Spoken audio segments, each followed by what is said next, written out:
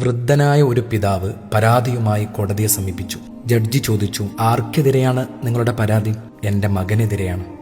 ആട്ടെ, എന്താണ് പരാതി? ആ പിതാവ് പറഞ്ഞു, എൻ്റെ മകൻ അവൻ്റെ കഴിവനുസരിച്ച് മാസത്തിലൊരിക്കലെങ്കിലും ചെലവിന് തന്നിരിക്കണം. ജഡ്ജി പറഞ്ഞു, തീർത്തും നിങ്ങളുടെ ആവശ്യം ന്യായമാണല്ലോ. ആ പിതാവ് ഇങ്ങനെ പറഞ്ഞു തുടങ്ങി, ബഹുമാനപ്പെട്ട കോടതി, ഞാൻ ധനികനാണ്. എൻ്റെ മകൻ്റെ സമ്പത്ത് കിട്ടിയിട്ട് വേണ്ട എനിക്ക് ജീവിക്കാൻ. എന്നാലും അവൻ എനിക്ക് ചെലവിന് തന്നിരിക്കണം. കോടതി അത്ഭുതത്തോടെയാണ് ഈ വിചിത്രവാദം കേട്ടത്.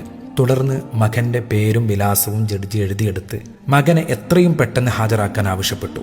പിതാവും മകനും ഹാജരായി. മകനിലേക്ക് തിരിഞ്ഞ് ജഡ്ജി ചോദിച്ചു, ഇത് നിന്റെ പിതാവാണോ? അതെ, അദ്ദേഹം എൻ്റെ പിതാവാണ്. ഈ പിതാവ് നിങ്ങൾക്കെതിരെ ഒരു പരാതി സമർപ്പിച്ചിട്ടുണ്ട്. അദ്ദേഹത്തിന് നിങ്ങൾ ചെലവിന് നൽകുന്നില്ലെന്നാണ് ആ പരാതി. മകൻ പറഞ്ഞു, എൻ്റെ പിതാവിന് ഞാൻ എന്തിനു നൽകണം? അദ്ദേഹത്തിൻ്റെ കൈവശം ധാരാളം സമ്പത്തുണ്ടല്ലോ.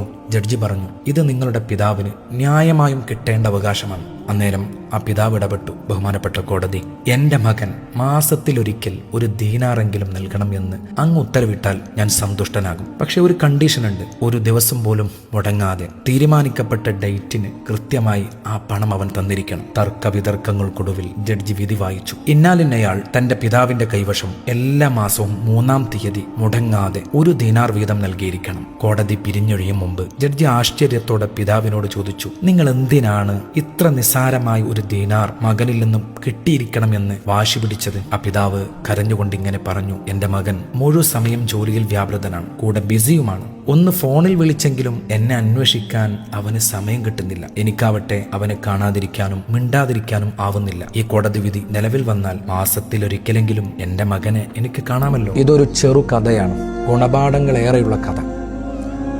തിരക്ക് പിടിച്ച ജീവിതത്തിൽ പലപ്പോഴും നമ്മുടെയൊക്കെ മാതാപിതാക്കൾ നമ്മളിൽ നിന്ന് ആഗ്രഹിക്കുന്നത് 1 മിനിറ്റെങ്കിലും ദൈർഘ്യമുള്ള ഒരു കോളായിരിക്കും.